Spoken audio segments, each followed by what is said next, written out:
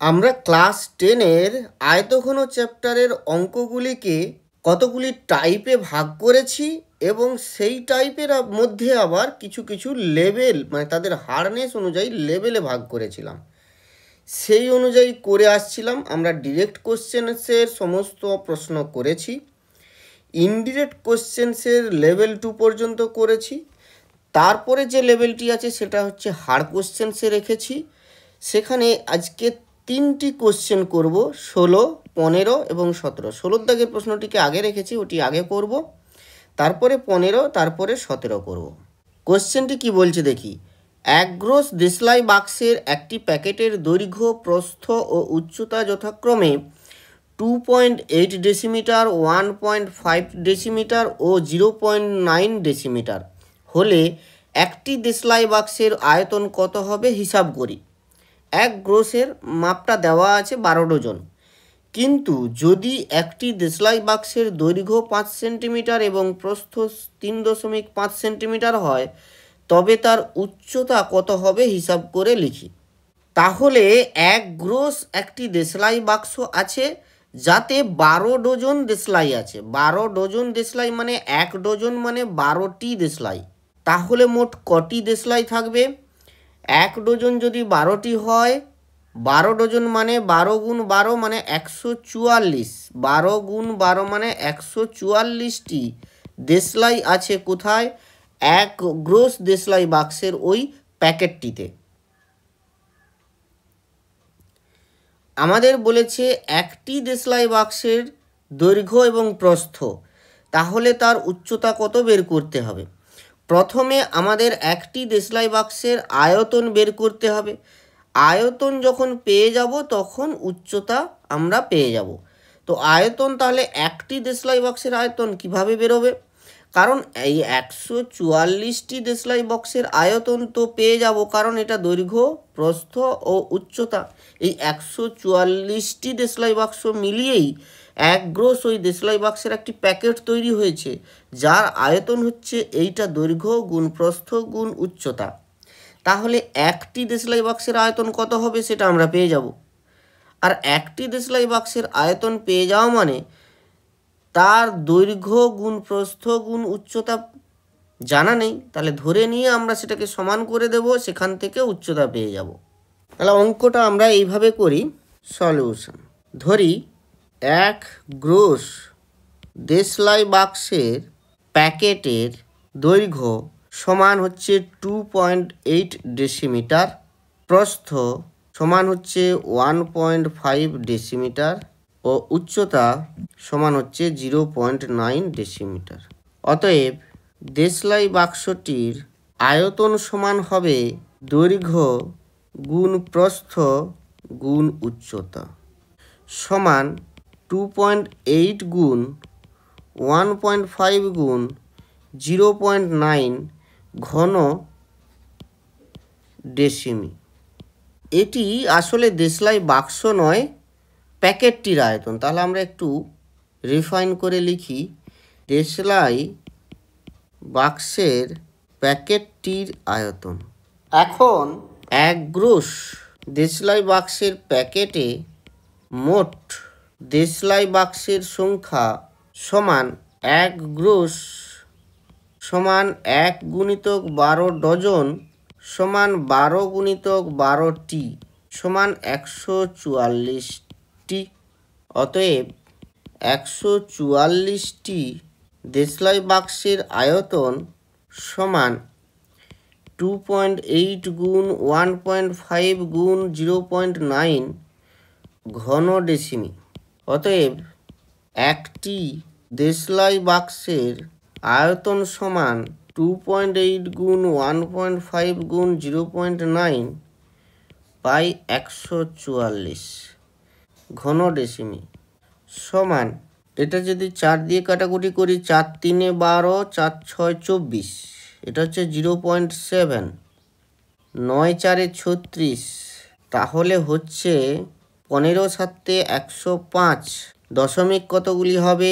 1 2 3 by 4 সমান, এটিকে এবারে যদি দশমিক তুলে দিয়ে ভাগ করি তাহলে নিচে হবে 1-এর পিঠে 3টা শূন্য 1000 ঘন ডেসিমি সমান 105কে 4 দিয়ে ভাগ করলে 4 দুগুণে 8, 4 6 24, 4 দুগুণে 8, 4 5 20 ভাগ 1000 ঘন ডেসিমি।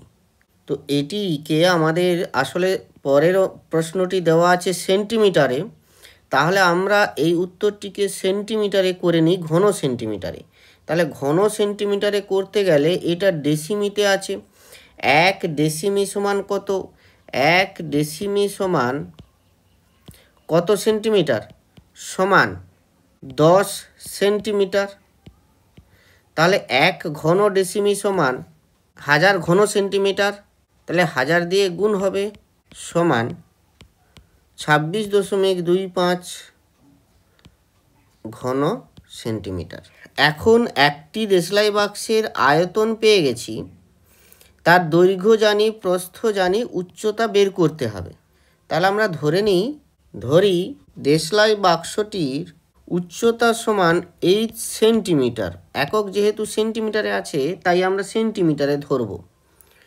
অতএব প্রশ্নানুযায়ী দেওয়া আছে দৈর্ঘ্য কত? 5 সেন্টিমিটার, প্রস্থ 3.5। তাহলে 5 গুণ 3.5 গুণ h সমান হচ্ছে 26.25, কারণ এক একটা দেশলাই বাক্সের আয়তন আমরা বের করলাম যে কত? 26.25। তাহলে এইটি হবে প্রশ্ন অনুযায়ী আমাদের সমীকরণ। এখান থেকে আমরা h বের করব। অতএব দিস ইমপ্লাই h সমান হবে 26.25 বাই 5 গুণ 3.5 সমান 26, 25। আমরা দশমিক তুলে দিই, দশমিককে যদি আমরা রিমুভ করি তাহলে এটা দাঁড়াবে, তো এই 35 3.5-এর জন্য উপরে 10 দিয়ে গুণ করছি, এইটার জন্য নিচে 100 দিয়ে গুণ করছি। 5 7 35, 5 5 25, 5 দুগুণে 10, 5 5 25, আবার 5 দিয়ে 5 একে 5, 0, 5 5 25, 15 সমান হলো তাহলে 150 বাই 100 সমান হলো 1.5 সেন্টিমিটার। অতএব দেশলাই বাক্সের উচ্চতা সমান 1.5 সেন্টিমিটার। অ্যান্সার। এখন আমরা এবারে 15 দাগের প্রশ্নটি করব।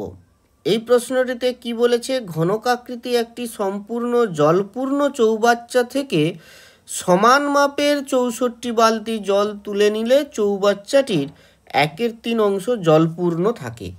চৌবাচ্চার একটি ধারের দৈর্ঘ্য 1.2 মিটার হলে প্রতিটি বালতিতে কত লিটার জল ধরে তা হিসাব করে লিখি। তাহলে চৌবাচ্চাটি কেমন? না ঘনকাকৃতি। তাহলে ঘনকাকৃতি চৌবাচ্চা থেকে 64 বালতি জল তুলে নেওয়া হয়েছে। জল তুলে নেওয়া যেটা হয়েছে, তারপরে জল কত পড়ে আছে? 1/3 অংশ। তাহলে চৌবাচ্চার মোট অংশ কত? 1 অংশ। 64 বালতি জল সমান হচ্ছে 1 মাইনাস 1/3 অংশ, কারণ 1/3 অংশ এখনও পড়ে আছে। তাহলে বাকি অংশটা তুলে নেওয়া হয়েছে, যেটা তুলে নেওয়া হয়েছে সেটা নিশ্চয়ই হবে 1 অংশ থেকে 1/3 অংশ বাদ যাবে, সেটি হচ্ছে 64 বালতি জলের সমান। চৌবাচ্চার একটি ধারের দৈর্ঘ্য দেওয়া আছে 1.2 মিটার। যেহেতু চৌবাচ্চাটি ঘনকাকৃতি, তাই চৌবাচ্চাটির আয়তন হবে ওই ধারের কিউব, ধারের ঘনফল। প্রতিটি বালতিতে কত লিটার জল ধরে?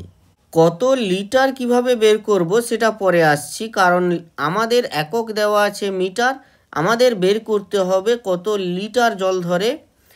লিটারের সাথে মিটারের একটা বিশেষ সম্পর্ক আছে, সেই এককটা তোমাদের জেনে রাখতে হবে, সেটা আমি পরে বলছি।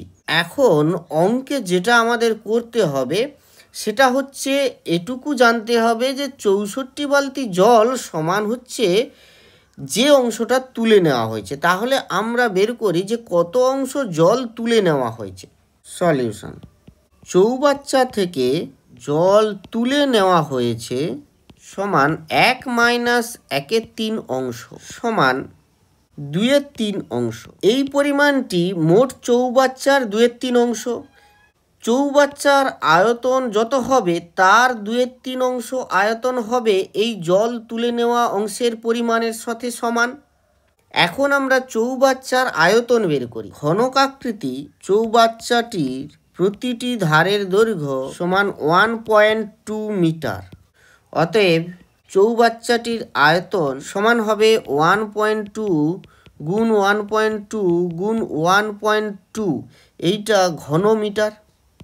এইটিকে আমরা ডেসিমিটারে পরিণত করে দিই, তাহলে আমাদের লিটারে চলে যেতে পারবো। কারণ আমরা জানি 1 ঘন ডেসিমি সমান 1 লিটার, সমান 1 মিটার সমান কত ডেসিমিটার? 10 ডেসিমিটার। তাহলে এটা হবে 12 গুণ 12 গুণ 12। 1 মিটার মানে 10 ডেসিমিটার, তাহলে 1.2 মিটার মানে 12 ডেসিমিটার। 10 দিয়ে গুণ হবে, এটাকেও 10 দিয়ে গুণ হবে, এটাকেও 10 দিয়ে গুণ হবে, তাহলে এইটা হবে ঘন ডেসিমিটার। 64 বালতি যে জল তুলে নেওয়া হয়েছে সেই 64 বালতি জল সমান এই টোটাল এই মোট আয়তনের কিন্তু 2/3 অংশ জল। এখন আমরা বের করি চৌবাচ্চার মোট আয়তনের 2/3 অংশ সমান 12 গুণ 12 গুণ 12 গুণ 2/3 ঘন ডেসিমি। এখন এই পরিমাণ এই ঘন ডেসিমি জলই কিন্তু 64 বালতি জলের সমান, কারণ এই পরিমাণ এই আয়তনের জলটি তুলে নেওয়া হয়েছে। তাহলে 64 বালতি জলে 64 যে বালতির আয়তন কত হবে? সেখানে যা জল ছিল সেটাই হবে বালতির মোট আয়তন। তাহলে 64টি বালতির আয়তন হবে এই এত ঘন ডেসিমিটার। অতএব 64 বালতি জলের মোট পরিমাণ সমান 12 গুণ 12 গুণ 12 গুণ 2/3 ঘন ডেসিমি। বা আমরা বলতে পারি 64টি বালতির আয়তন, 64টি বালতির আয়তন সমান 12 গুণ 12 গুণ 12 গুণ 2/3 ঘন ডেসিমি। বা বলতে পারি একটি বালতির আয়তন সমান 12 গুণ 12 গুণ 12 গুণ 2/3 বাই 64 দিয়ে আমরা ভাগ করে দেব, সমান 12 গুণ 12 গুণ 12 গুণ 2 বাই 64 গুণ 3 ঘন ডেসিমি, সমান 3 4 12 4 16 64 2 8 16 4 2 8 4 3 12 2 6 12 সমান হচ্ছে 18 ঘন সেমি। ঘন ডেসিমি সমান হচ্ছে 18 লিটার। যেহেতু 1 ঘন ডেসিমি সমান 1 লিটার, অতএব প্রতিটি বালতিতে 18 লিটার জল ধরে। এটি হবে আমাদের অ্যান্সার।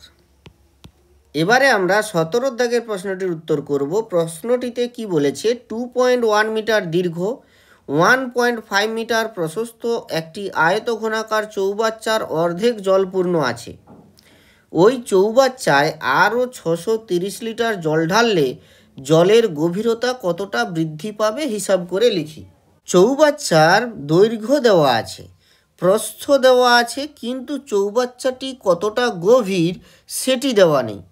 ফলে চৌবাচ্চার পূর্ণ আয়তন দৈর্ঘ্য গুণ প্রস্থ গুণ উচ্চতা করে পাওয়া সম্ভব নয়।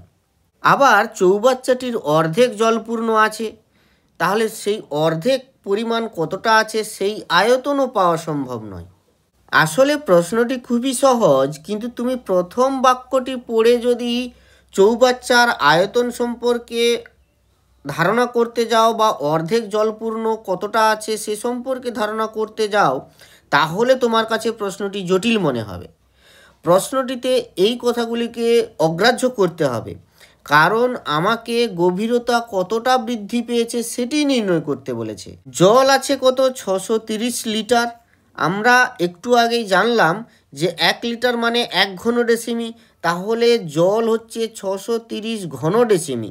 এই ঘন ডেসিমি মানে এই চৌবাচ্চার ওই অংশটুকুর আয়তন, যে অংশটুকুটা গভীরতা এইচ, সাপোজ মনে করা যাক এইচ বৃদ্ধি পেয়েছে, আমরা ধরে নিচ্ছি যে গভীরতা এইচ বৃদ্ধি পেয়েছে, তাহলে এই এইচ অংশ যেটুকু বৃদ্ধি পেয়েছে সেই অংশের আয়তন 630 ঘন ডেসিমিটার। দৈর্ঘ্য জানি, প্রস্থ জানি, এবার গভীরতা বা উচ্চতা সেটা আমি ধরে নিচ্ছি এইচ। মোট আয়তন জানি, তাহলে এই গভীরতা আমরা পেয়ে যাব খুব সহজেই। তার মানে অঙ্কটি সহজ, কিন্তু গুলিয়ে দেওয়া হয়েছে কিছু তথ্য দিয়ে এবং না দিয়ে। এখানে আমরা ধরে নিই যে গভীরতাটি কতটা বৃদ্ধি পেয়েছে। মনে করি যে গভীরতাটি এইচ মিটার বৃদ্ধি পেয়েছে। এখানে আমরা মিটার ধরবো না, আমরা সেন্টিমিটার, ডেসিমিটার ধরবো। কেন ডেসিমিটার ধরবো?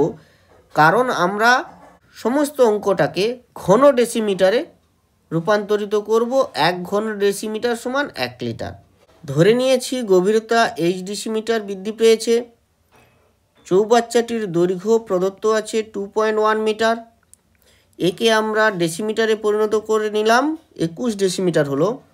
প্রস্থকেও একই রকমভাবে আমরা ডেসিমিটারে করে নিচ্ছি, তাহলে প্রস্থ সমান 1.5 মিটার সমান 15 ডেসিমিটার। অতএব চৌবাচ্চাটিতে যে পরিমাণ জল বৃদ্ধি পেয়েছে তার আয়তন সমান 21 গুণ 15 গুণ এইচ ঘন ডেসিমিটার সমান 21 গুণ 15 গুণ এইচ লিটার। কারণ 1 ঘন ডেসিমিটার সমান 1 লিটার। অতএব 21 গুণ 15 গুণ এইচ সমান 630। দিস ইমপ্লাই এইচ সমান 630 ভাগ 21 গুণ 15 সমান 21 3 63, তাহলে 15 দুগুণে 30, তার মানে 2। অতএব চৌবাচ্চাটিতে জলের গভীরতা 2 ডেসিমিটার বা 0.2 মিটার বৃদ্ধি পেয়েছে। এটি হবে অ্যান্সার।